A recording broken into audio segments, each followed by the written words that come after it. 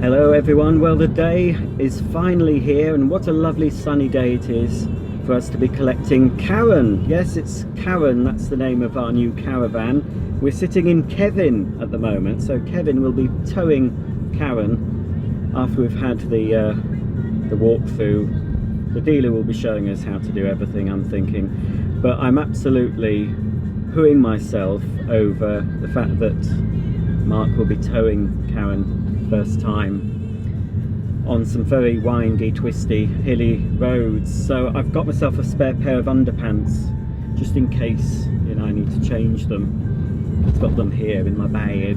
So I'm not going to say what it is, what we've got. You'll be finding that out very shortly, but hopefully if the dealer agrees I'll be filming some of the handover so we can look at it in future and see how do you do this, and we can check on the video just until we know how to do everything. I'm sure it won't be long before we're sort of dab hands at this caravanning lark. So fingers crossed everything turns out okay, and the next video after this one you'll see me sitting inside Karen showing you all her bits and doings. 2011, it's what I class as, I think, every manufacturer's had a little area where they did really well. Yeah. This is it. This is one of my favourite vans, is this 2011 Amaras. Everything was still simple. Right. Nice, if you want something on, you flick a switch and it comes on. Right. None of this touchscreen stuff. If it goes wrong, you can't fix it. You've got to bring them back and plug machines in. These are still nice and simple, easily fixed. But that's not to say it goes wrong. But from an engineering side of view, I look at this and I think, nice van. Right. That's just how I am. Okay. Right then, so we've got a battery on. Same place where your battery goes as where your mains lead plugs in, and that's all done from outside. Right. Anything I'm going to tell you is inside this box. This should be handbooks and instructions. It looks like it's got its full pack in there, yeah. And because it's been next door for service, they don't do the same as us. But we've been a bit short lately. We've had an holiday, another lad off sick, so right. Mark had a good weekend selling caravans, so they've helped us out. So little finishing bits like putting clocks back, they haven't done it. So the clock goes up there like that. Right. Okay. Inside this bag here, there's an airframe cover. There's also a piece of paper you put two in by mistake.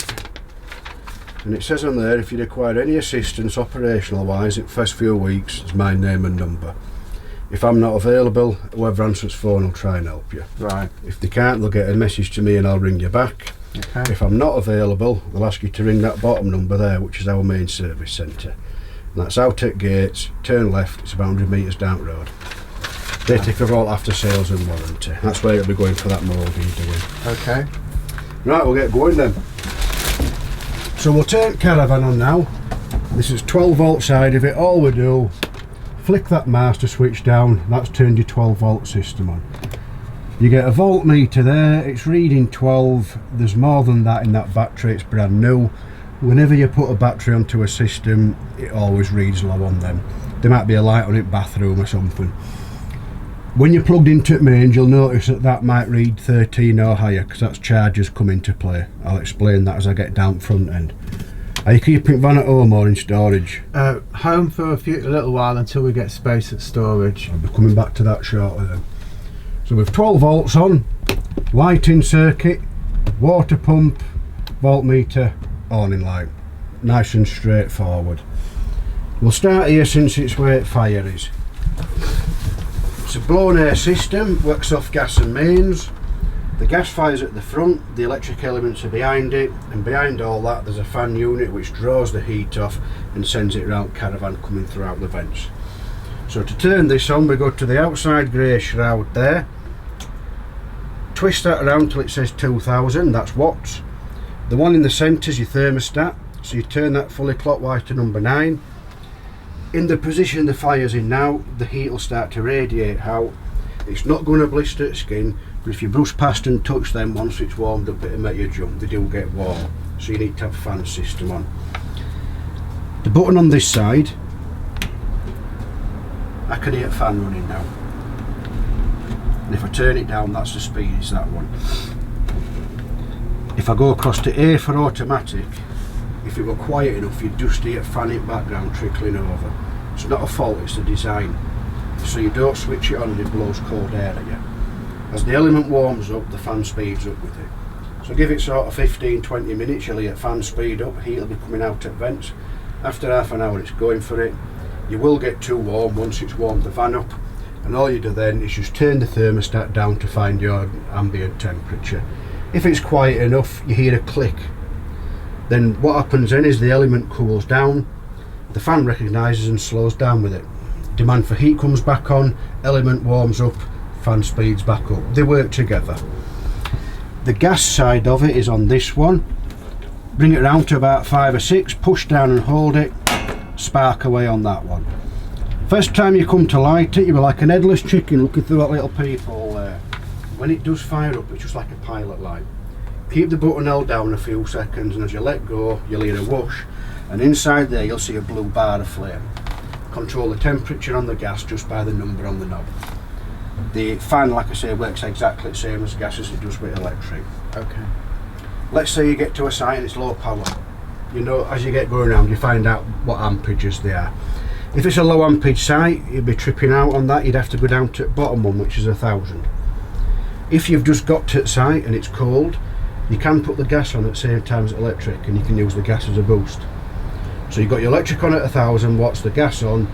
Once you're warm enough, switch the gas off, and then let the electric take over at 1000 watts, and that'll keep you warm. Some sites might be a bit temperamental. You find that you're using something else and it's tripping. So if you do find that 1000's enough for you, by going to that one, you've released 1000 watts of usable power for yourselves in Caravan as well. I see. There's also a 500 watt setting, waste of time in my eyes. They called it a frost protection. It's not a domestic product, it's a recreational vehicle. You're not designed to be left on constantly all the time. Caravans, they're not designed to be lived in. If you buy a brand new caravan and live in it, your warranty's void. It's supposed to be a so many weeks a year holiday vehicle type of thing. Yeah. But that 500 watt, by the time that fan's drawn 500 watts off that element and blown it down there, it's already cold anyway. So I would think your common setting on this is going to be up at 2000 watt and just control the temperature what you want there. You can leave it on if you go out. Some folk just leave it on all day if they've nipped out. If it's cold, just turn the thermostat down. It'll just keep the van aired. Then when you come back in, switch it back up and it'll fire into life. If you were away and it dropped down cold one night, leave it on while you're sleeping. I've had folks say, oh, it's too warm, we'll turn it down then. Fan's too noisy, we'll turn that down. If you turn the fan right down and the temperature, it'll just trickle away in background, keeping van warm. Right. Main sockets, television points. One's a satellite, the normal one works off the roof aerial.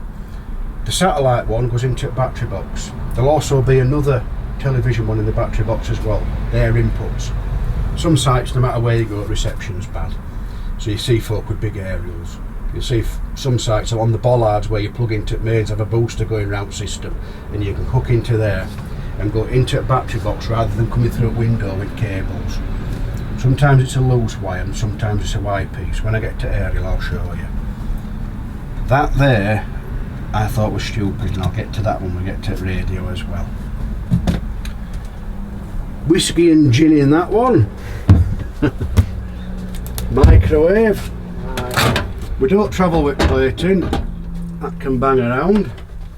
Other than that, it's just like a domestic microwave. And that piece of wood on top, if you pull that off at both ends, that allows you to be able to lift the microwave up and take it out, so you can have that as more storage if you want. And it's plugged in up top corner.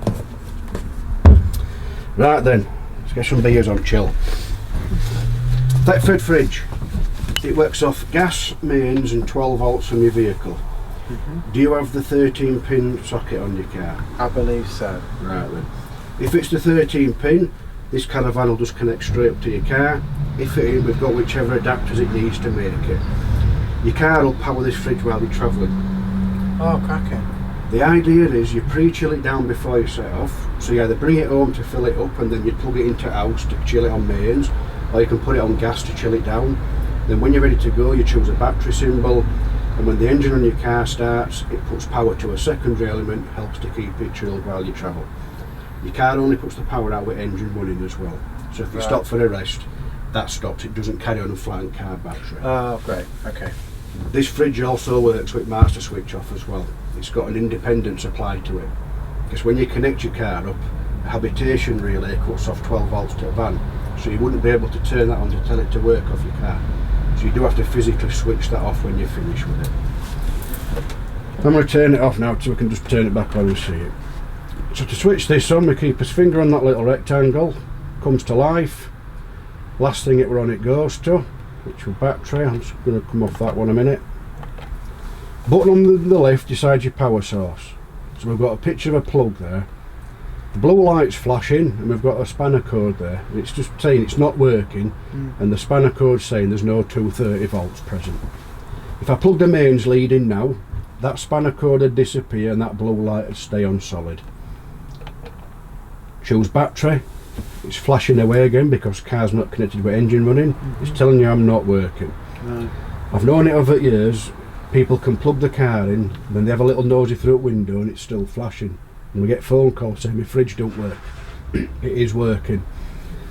Chances can be when you first started your car up, that battery spun your engine over. It's got ABS sensors and all its own little computer trickery to do. So until the car's actually settled down, there's not enough power coming out. By the time you get rolling down the road, it will be working. Right, gas. So it stayed on solid, no spanner code, backlight will dim down. It's now trying to light and it does it automatically for 30 seconds. The gas isn't there, the fridge doesn't know that, so it hasn't failed to light, so it thinks it's working. So whichever power source you choose, that's what you want to see.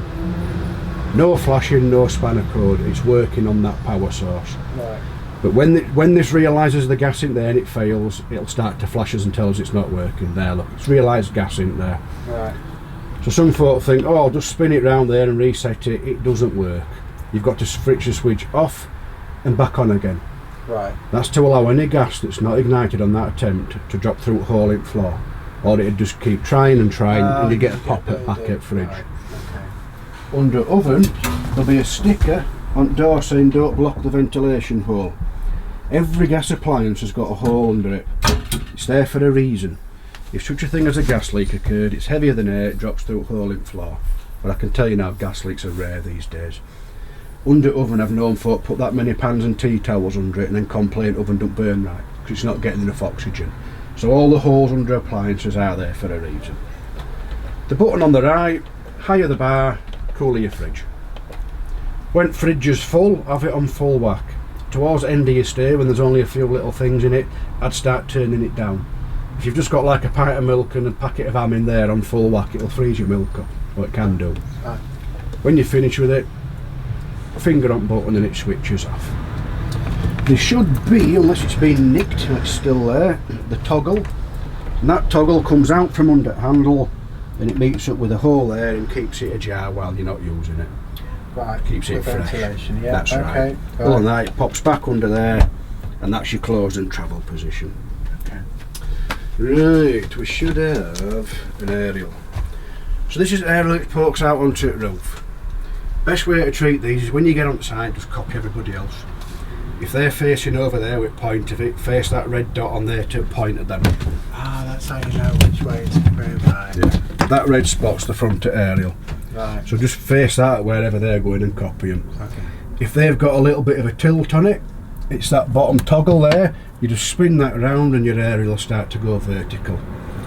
So you know then when you've finished, check that it's flat, bring it back in, face that backwards, and little toggle on top.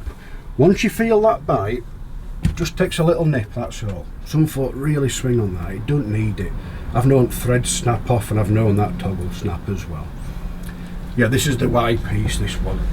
So if you did use an outside aerial, or if you get to a site and they provide these boosters and you can plug in, this is already wired into the booster to go down to your TV points.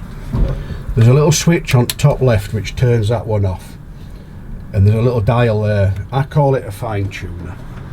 They say if you're too near to one at mass, reception's too strong, so you turn it down a bit. next time you go away it might not be strong enough, so you turn it up again. So it's just a little fine tuner towards the end. Hickey 2 roof light stays up on own like that, or you can come down onto that ledge. There's 2 black tongues there, keep it front wind. When you finish with it, it goes down, or on the first catch there it's on just airing, but when you've done with these you make sure they're closed and locked. It's an expensive mistake if that's flapping around and breaks off. I think you're looking at about 300 quid just for a dome on them. Okay. All the blinds are all the same on this. They come down and hook in, so you've got fly screen at the back, blackout at the front. You'll notice the soft close, they won't all be, some of them will sped up over time. They do over time speed up, but it's just so if it flips out and gets out your fingers, it didn't go up with a clatter. Okay. All the lights, you'll find your way around them all, they're all individually switched. These ones here, switches under there for them ones.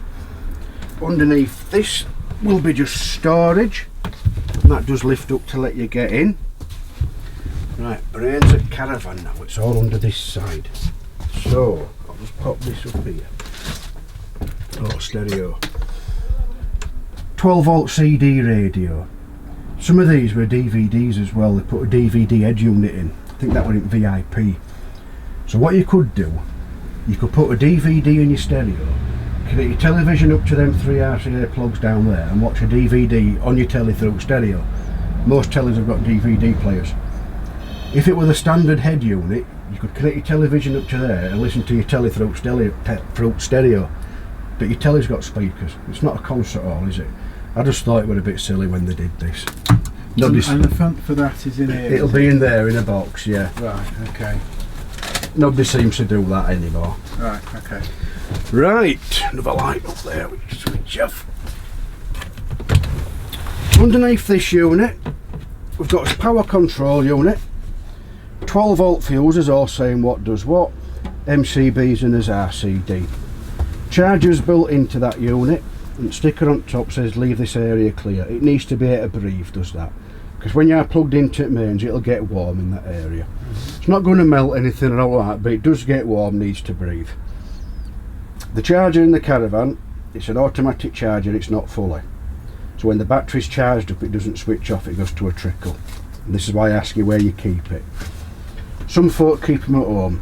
They don't travel through winter. They think, oh, I'll plug it into house and let charger look after it battery. It don't do them any good. Over a long period of time, that little trickle charge that's still there, it might create warmth in cells, then you risk evaporation, voltage drop. Charger would think your battery's flat and whack the power up and finish it off. The best way to look after a battery, once or twice a month, plug it in for 24 hours. You're going to be putting this van in storage. So if you're going to park this van up for a period of time, now I'd normally be saying take the battery off, take it home, get a little independent charger and look after it at home. But you've got an alarm on this Caravan. That little box down there is your alarm module. Okay. And inside there it's got its own little battery. And that little battery keeps topped up from your leisure battery. So I think when a Caravan's got an alarm on it, it should have a battery on it at all times. Right. Is the storage going to be close to you?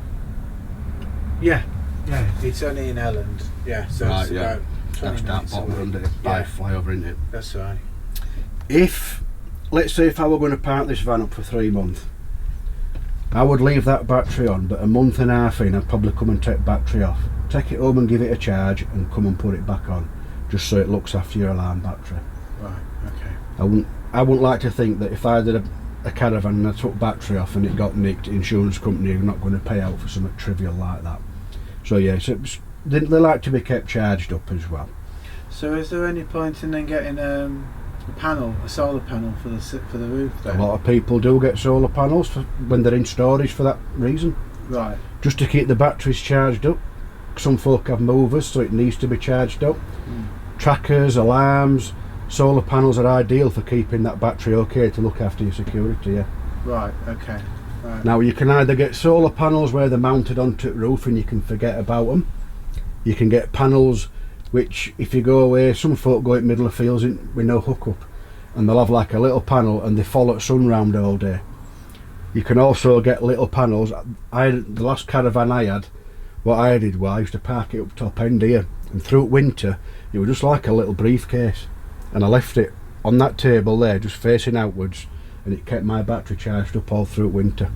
And I think that would about £26. Where do you connect it up then? Do you connect it up to this? It's just a case of coming down, finding somewhere 12 volt, because the sockets, there's a 12 volt socket there. Yeah. When you switch the master switch off, it'll turn that socket off. Yeah, yeah. So on mine, I just came down here and found a lead that were going straight to the battery, and I just connected into it. Oh, right. Okay. And then the solar panel, I just unplugged it when I was using it. When I came back, plugged it and put it back on the table. And it did keep my battery topped up. Lovely. Right, I'll try that. Right. Modern caravans. Appliances are full of PCB boards. Some of them now are all touchscreen technology, and you send them text messages and all sorts.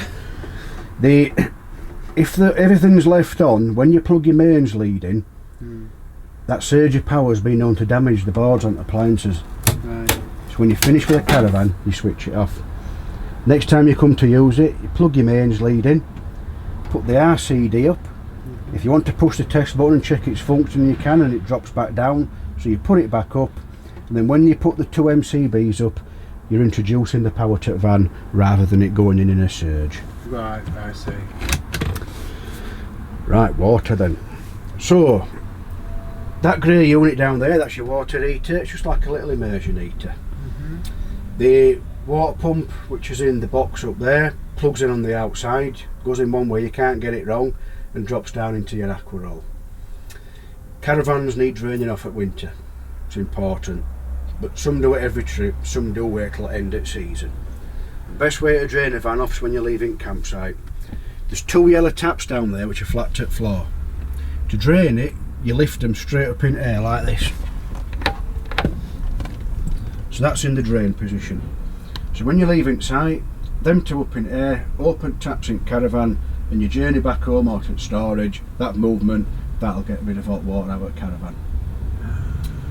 So next time you want to use it then, you'd have to close them 2 taps, close all taps in van, you put your pump in outside, step back in, push the pump switch on the control panel above your door, a red light comes on, pump kicks into life, starts to force water into the caravan. First thing it's going to do is start filling that tank. So you open the hot kitchen tap. It'll bubble and spit while that tank's filling. Once the tank's full, the water will flow through the hot side of the tap, it'll be cold. We then go to the cold side of the tap till the water's flowing, and we do the same with shower and basin in the bathroom. When you close the last tap off, the pump will carry on running slightly and then stop. The next time you open a tap, there'll be a little surge of pressure, the pressure drops, the pump comes back on again. That's how this system works. It's called a pressure system, and that's all done by that white block there that's screwed to the wall. Right. Now that block there, when they first started putting that in, Coachman, I think it was 2006, they said once we've set that up you don't have to touch it again, and they were right. They are a really good, reliable unit. There's a little adjustment screw on front, but you don't have to touch it. I've only ever messed around with 3 of these, one because a customer messed around with it, one had gone faulty, one with frost damage. Really good, reliable units. They were £199 I think, but you never change because they hardly ever went wrong. Now you can't change them, you can't buy them anymore. Okay. But if anything ever goes wrong with that, all we have to do is revert it back to the older way of doing it. So it still works exactly the same. So if there goes wrong with that, it can still be sorted out for you, don't worry about it. But they're a really good unit. That's it. Great. Now that we know that tank's full, we can have some hot water if we like. So all we do is come to this one, flick your fuel spur down, takes about half an hour, gets your water to 70 degrees. Some folk leave it on all the time. I've had it in this job, they say, oh, we've paid for it, we leave it on. I don't agree with that. Use it as and when required. If you think you're going to need some hot water in an hour or so, switch it on. When you've done with it, turn it off. Right. These that get used to leaving it on, get used to not turning it off. Right. Next time you go away, plug in your mains in. If that tank's empty and elements glowing away inside it, you're going to have a burnout. Yeah. If you ever do it by accident, if you're lucky, you get a few chances at it. On the element itself, my legs were going to sleep then. The element's got a thermal reset fuse on it, like a limit switch. So if by accident you've ever left it on and tank's empty, and like I say, half an hour later water's cold, down the front end there's a blue pipe and a red pipe on the corner of it. In between them pipes there'll be a wire, and that wire's the element feed, and it'll go to a plug somewhere just down that front. It might be in like a white coffin box. So you'd open the coffin box, inside there'll be a plug, disconnect it for 10 minutes, it should reset itself, plug it back in, switch it on, half an hour later hot water. If you haven't, it's an expensive mistake. I think you're looking at about 200 quid to fix that these days. Okay. But let's say if it did break, you can still have hot water on gas if you like, and all you do is get the outside grey shroud, twist it down, we get a click down there, a rapid ticking, there's a green light, when it fails to light there's a red light comes on. They're a really good reliable unit, these. If it doesn't just catch on first attempt, this bottle's been off and there's some air in pipes, it fails, all you do, switch it off, switch it back on, it'll fire up second time. If you keep trying to light it and it don't light, it's because there's a cover on the outside and it won't light with that cover on. I'll show you that when we're having us walk through one outside. Okay. Same as your fire, if you want to give your hot water a boost, if you put the gas and the electric on, they say it'll heat it up in 18 minutes. Any quicker than that, you don't have to put kettle on. And I think, what's the bloody rush? You're away for a rest. What's half an hour if you need some hot water? Okay. Right then, so we know where the control panel is in doorway. We've had a play with fire, with fridge. We know where his control unit with his fuses, the charger and his mains trips are. We've just gone through water system. We know about the alarm. There's 2 sets of keys somewhere. Yeah. Now it's got 2 fobs, and one of them doesn't seem to be doing out. I don't know whether the battery's a bit low. An alarm on a caravan, they don't come under any warranties when they get to 5 years or older. It could be just that the battery's low, or it just might need a programming, but there's no red light coming on there. I've known them lights go and they still work. It's still an alarm that they still use today in brand new caravans. You can still get the batteries for them, spare fobs and the lot. This one works. The second button down, 1 chirp, arms it. Push it again, 2 chirps, disarms it. I think they take about 47 seconds to arm. It's a bit of a funny number on these. Every time you arm and disarm it, the warning light comes on. So if you come back and it's dark and you turn it off, light comes on to see what you're doing with the key. Or you've got the button on top which acts like a torch. The third one down looks like a sun rising. That can do the warning light independent of the alarm. You can turn the warning light on and off with that one. The one at the bottom says P for program. Most folk leave it in its factory settings, which is what it'll be in now. The alarm picks us up from that square box down there. It's a PIR, and if you walk past, a green light will flash up to say it's picked up. That triggers the alarm. The alarm also works off a movement sensor. If you go into program, you can change the sensitivity of that PIR. You can also switch it off. Some folk might leave a dog in while they nip to the shop, so they can turn that off but leave the movement sensor working. Right. So yeah, there is one working fob with it. Okay. Like I say, that might just be battery and it might that one. Right then, Omnivent Extractor Fan. What we do, we get the handle and twist it, that lifts up dome on roof. I'll put it back down before we forget. If you ever come to open that and it don't, it's a bit stiff, there's only an arm on one side. So as that lifts up, it can just bring this corner over, and they can sometimes just snag on the outside bit. A little pop on the roof and it'll pop off. The best way of doing it from outside, a little bit of Vaseline on the lip and it never does it again. You squeeze them 2 there to come across for blackout. Push the button in centre. Now normally that can be a sign of a low battery or a motor that's just sticking a bit. Have I got a key long enough just to give that a little twirl? That seems free enough. Yeah.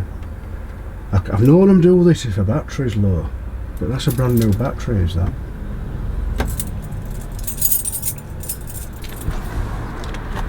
This is where mains lead plugs in. There's a little cut out there, so if while we're down back, you can still I see. You still have it closed while that in, yeah. Yeah. Okay. So I'm going to have to put mains back on now just to bring charge in. Storage there, oven, 4 gas. It's just a case of choosing which one you want to use, spin round, hold it in, spark away in there till it fires up. Once it's lit, hold it in a few seconds and let go. If it goes out, relight it, hold it a bit longer. Occasionally just need a little wiggle to make it safety connection. We should have a grill pan with the handle and 2 shelves in your oven. Freestanding table will be in that one. You've also got your front dinette, which pulls out to give you your table at the front as well. Okay, that's just held in with a magnet. Right, bathroom. Not much I can tell you in here. Shower door comes across, that toggles your travel position, that keeps it closed, it's got its own switch. The toilet, you'd open it up, there's a little lever underneath, goes towards back at Caravan. Do what you're going to do, give the blue button a push, the pump comes into life, rinses round the bowl, let the rinse drop down and then close that back up. It's a swivel bowl, there's a picture of a tank there. That should light up to let you know the tank's ready for emptying, which is on the outside. Okay. I don't rely on them personally, especially on used caravans. You're not supposed to use domestic toilet roll, don't break down in vans. Right. You see folk on sites and they're shaking tanks like mad. The float that rises up in the tank that makes a connection to put that light on, if that float's been damaged, that light don't come on. Most folk tell me nowadays they just take the little bit in the morning if they've had to use it at night. More you using ones on site really. So drawstring there does your bathroom lights. Sometimes these have got a light in them, no, this one don't have it. So you've got your storage there, shelves, 2 big drawers underneath. There is a blind there, if you pull that one it drops your Venetian blind down. Right. I think we've just about got it inside. Okay. So before we step out and go down outside, I'll summarise what we do at Kenmore then. What we do is we get the vans in, we open them up, we go to the battery box and we check the continuity between RCD and chassis. When we're happy that's alright, we put power to the van, check your charger works, put a test battery on, we then step in van, check the polarity of all your sockets. When we're happy they're all alright, the same device goes into fault and trips out your RCD, trips out in milliseconds. So we know it's all switching off nice and quick. So we power the van back up now, we'll get all lights on, put the fire on, fridge, filter water system, put your water heater on, we then pump up your gas system. When we're happy there's no leaks, introduce the gas, check the gas appliances work, we then pump up your gas system again. At this point at service all the mains has been on long enough and it's all working, so we switch that side off, put the gas appliances on, and we've got a flow analyzer which sits in van for 30 minutes sucking the atmosphere in. We've never had a problem yet with monoxides into a caravan. They're a safe product. In 2012 they started fitting monoxide alarms as standard, so this doesn't have one. Even though it's passed all our tests, I would still suggest getting one. They're small enough and they're cheap enough now. Carbon monoxide alarm. Okay. We've also got a smoke alarm. That'll do about another 3 repetitions. Seen a lot of these over years with batteries taken out. I have to advise it should stay in. If I were cooking in this van and it were mine and that were going off, one little twist, it comes down, I'd stick it down front of the van out that way, so at least the battery's still in. You'd see it later on and just look at it and then pop it back up again where it's supposed to be. Right, okay. So when you've done it van, it's just a case of switching all them switches off, that's it, it's all shut down, ready to put away till your next jaunt. Okay. No tension in door fly screen, stays wherever you leave it. Did I put both keys back on there? That gives you a blackout blind for your door.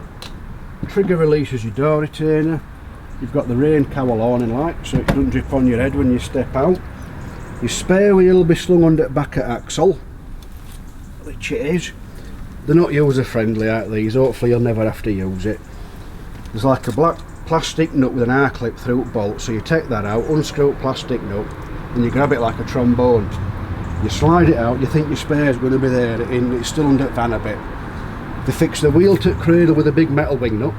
That's not enough, they put a bolt through one at wheel holes as well, so they don't make them easy to use. Hopefully you'll never have to. Fridge vents, I'm just making sure your clips are on right so these don't fall off. Top one gets warm while it's on, that's normal. If any leaves are out getting there, just pull them out and keep it clear. You've also got that yellow dust cap there. Oh, that's to do with the...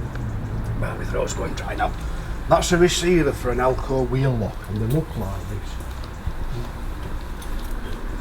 There's all different numbers and shapes for wheel styles. So what you'd have to do if you ever come across one, you'd have to move that wheel back so that yellow dust cap's in centre. That goes in, covers a couple of wheel bolts, and there's a bolt and a key which screws it through onto axle, and a lock pops in there so nobody else can get it off. They're a good piece of kit of these. They're not cheap new, but there is some floating around on eBay and that sort of thing. Yeah, I'm not sure whether we've got one in Mark shop sorted or not. us one out. Yeah, oh, has he got right? Lovely. Yeah, so there's one to... That's what it'll be then. It'll just be a bit of a different shape to that one. Good piece of kit. Yeah. I don't think a van's ever been stolen with one of these on. Right, external locker. You've got an external mains, and it's a wet locker, is that? If you put some muddy boots and stuff in, it's not going to get into the caravan. Yeah, that's a good idea. We've also got gas barbecue point. To use that, you'd have to get a nozzle that pushes in there like a compressed air fitting. Until the nozzle's in, you can't turn gas on. So nobody can mess around and empty all your gas out. Right. One key does everything apart from the bigger snake cut one. That's a more high secure lock on the door, is that one.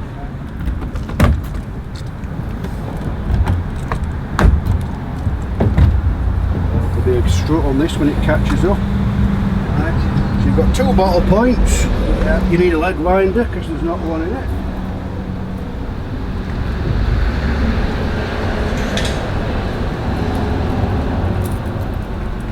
So that's for putting your steadies down. Right. Your regulator is part of the van now. Right. The top part there is where you screw onto it. That yellow tab stays where it is there. Okay. That's our testing point, is that. So whichever gas you're going to use, if you think you're going to be going seasonal, you want to be on propane bottles. That don't freeze up in winter. Yeah. And for red propane ones, all you need is a propane pigtail. The pigtail screws onto the top of the regulator. Folk tend to think because it's gas it needs to be really tight. It doesn't, that makes them leak. They've got a rubber seal in them.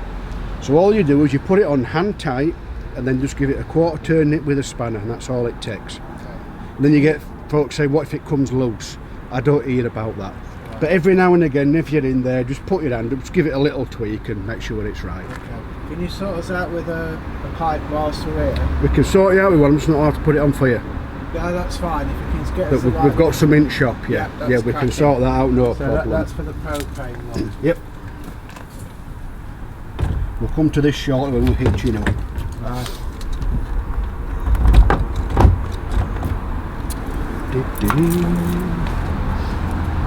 So this is where your water pump goes in. It only goes in one way, you can't get it wrong. Remind me, we need a water filter as well. Water filter, yeah. You don't have to have a filter in this to use it. That's the old one, is that? So I'm just going to lob that over there a minute. There's a hole in one end only because it only goes in one way. If you just put the cap on, you're using it blank. We've got best water in the world in Yorkshire. If we veer out of God's country, we might want to put filter in.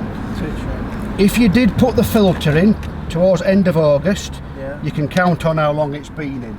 You say you get approximately 35 days of use. Right. That there were for an extra you could get. I'm not sure if I saw that in box or not. Yeah. Or is that the pump?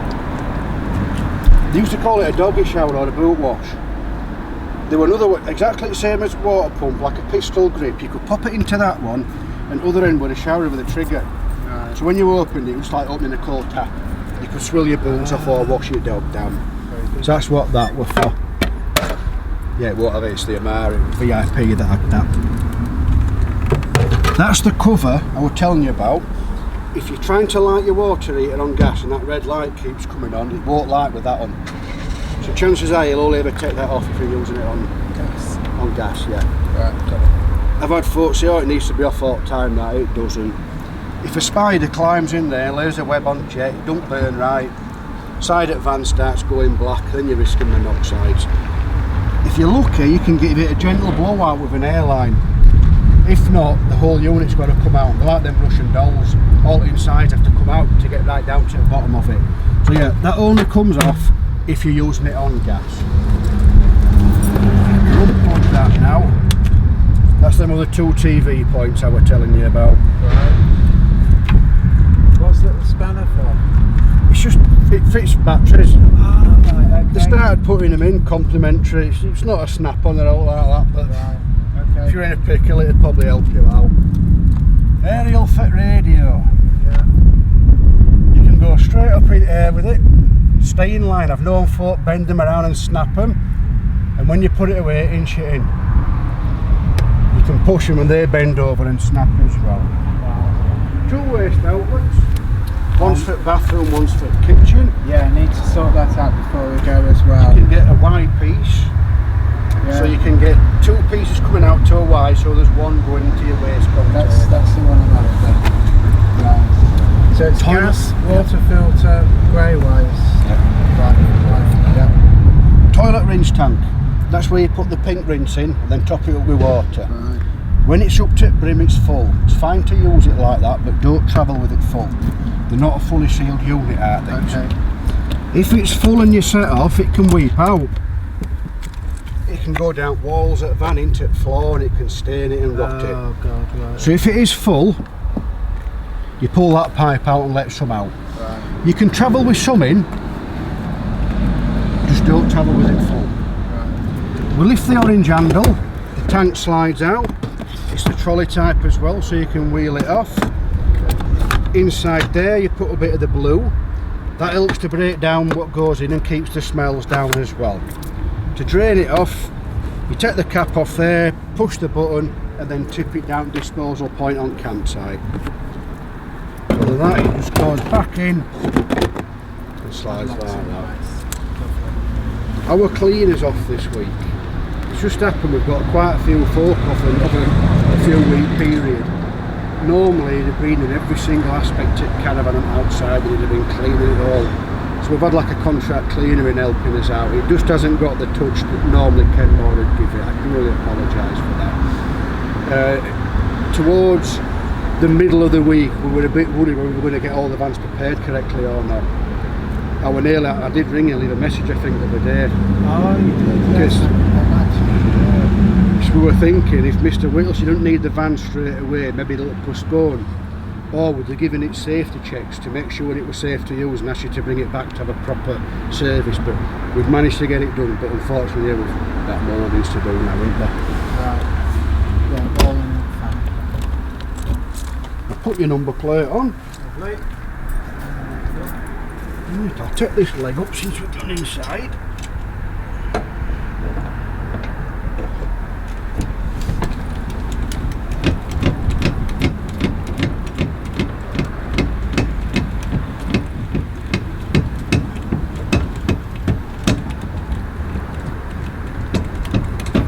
Excuse me, the racing, is that part of the annual service? Part of service they do that. Right. We've had them in over years and folk have got a big tub of grease and they've slattered it here. Next thing you go in a field, grass is long, sticks to grease and you end up winding all grass around it. What we do is we give them a light spray with white grease. Every service they'll do it. It never hurts every now and again just to give it a little push and stuff like that. Oh, it helps. Right. £85. It's recommended they should be checked before every journey, and if a wheel's been off it should be checked after 30 mile. Now it's just 19 mil in that. I did notice that there was a little bar in that box, but a lot of folk have started getting these now. Now this one I think were 220 quid because I use it all the time. but the boss started getting some in the shop, and I think they're about 47 quid. A lot of folks started asking, so we got some in. It's entirely up to you whether you want to. But anything you get today, I would show Mark will be giving you 10% off anyway. Yeah. That click just tells you it's at the correct tension. It takes a minute to do. I think it's not worth not doing.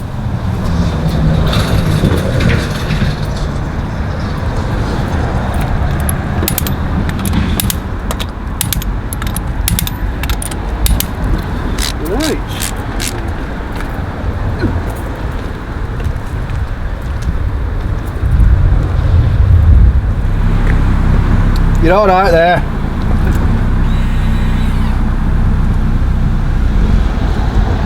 If you're on level, I mean, once you get knack at camera and know exactly where to get it, you'll be right. Yeah. But if you're on level, it can be easier to take the caravan to car sometimes. Right. So we're above thing now. I've noticed toe bolt's nice. Like, it's got to be paint free, grease free, and Is that a tuck enough off? That's right. Yeah. If you ever use it to tow a trailer out and get any grease on it, you need some solvent to clean that grease off. Right. Inside here, there's friction pads. We call them brakes. If you were to spray grease on your brake discs on this, they won't work right, would they? This is the same principle. Both handles are up in the air. So what we do now, we start to wind it down. It should find its place and drop down. From experience, you see and you know that it's gone on ball enough. But also that button there pops up and shows some green round it. So now it's on car, it's just a case of giving that a shove down. That's in stabilised mode now. Right. To take it off the vehicle, you lift that up and you've got to hold this up as you unwind it. Right, okay. Now the customer has to hitch his own vehicle up, that's Caravan Council, is that? Right. It's important that the airboat, that one stays up on its own anyway. It won't go onto the car with that down. But it's important that that one is fully up. Yeah. Because if you look when it goes down, it goes like that. So if it's down a bit, the pads can be out, and as you drop it down, it can break them. So it's fully up in air. So it should wind down again where it is there.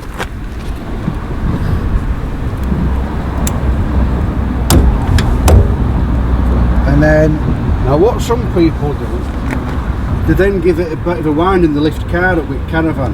right. But that's not really a good show of it. Is it not? When you drop it onto car, the weight at Caravan takes suspension down a bit. Before, give it a little unwind and they see car rise and go, it's on. All you're doing is taking suspension travel back. You know it's on, because when you watch it, you see it drop on, that clunks, and you see that button pop up. That button can only pop up if that ball's gone right up inside that head. Right. So it's on it there.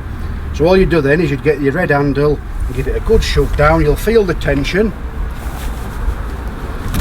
Yep. That tension's there because it's grabbed the ball as well. If that was sloppy, it's either the pad's broken or fallen out, or it's not on the ball. Right. So that's it, that's on the Caravan at that, it's on, that's stabilised. Okay. The jockey itself, there's two slots. So as you wind it down, it'll start to spin in a minute, so you need to hold it with your toe. Right. And it rides up into them two slots there. That stops it spinning. I wondered how that. Right, I see. And then you just keep winding it up until it stops. So once it stops, that's it. So then all we do, undo that handle, it pulls up inside. Some folks swing on that, it don't need it, just tugs enough. Right. Your breakaway cable, we go round ball and back on this. Oh, hang on, this is in the wrong place. This.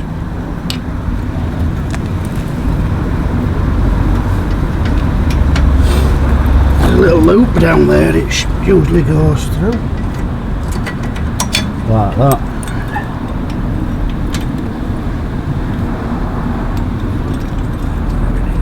Let's get it right, this.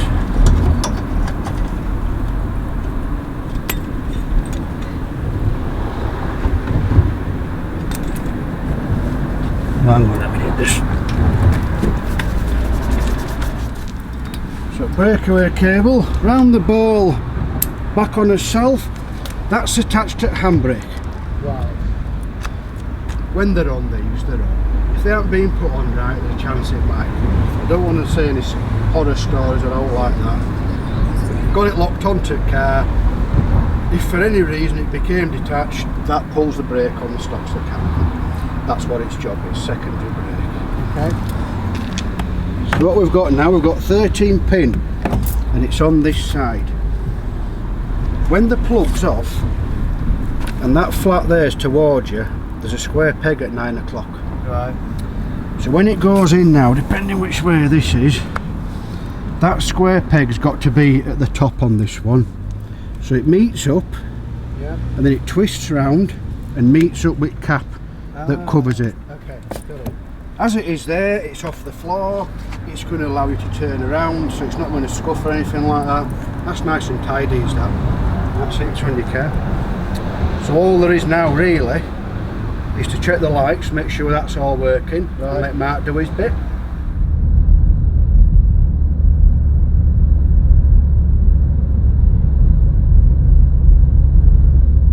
Well, that's it. We're on the M62, towing Karen behind us at a steady 50. And the car is very clever because it knows we've got a caravan and it's telling us the maximum is 50. So that's the end of this video. I'll be giving you a guided tour of the caravan once we get it home. And this is just the start, hopefully, of many exciting caravan adventures. So thanks for watching, and I'll see you all in the next video. Bye for now.